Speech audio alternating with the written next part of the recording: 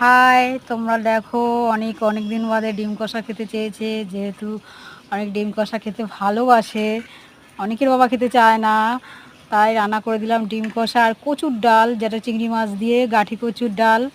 অনেক খেয়ে স্কুলে যাবে, ওই জন্যে অনেক তাড়াতাড়ি খেয়ে স্নান করে স্কুলে যাবে। এটা স্কুলে যাবে তাই তৈরি করে দিলাম, যেহেতু অনেকের বাবা মাছ ডিম মাছ খায় না, আবার মাছ রান্না করব একটু পরে, অনেক খেয়ে চলে যাবে বলে একটু দেরি হলো। এই রান্নাটা তোমাদের আর একদিন আমি দেখাবো, যেহেতু শর্ট টাইম ছিল ওই জন্য রান্না দেখাতে পারিনি, পরে আর একদিন রান্না করে দেখাবো।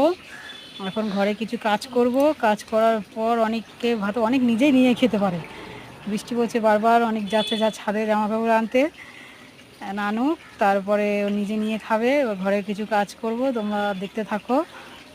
দেখো রান্নাটা তো দেখাচ্ছি, এই তো অনেক চলে এসেছে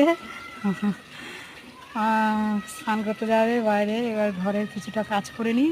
চলো দেখি, চলো আমরা ছাদে গেছে অনেক।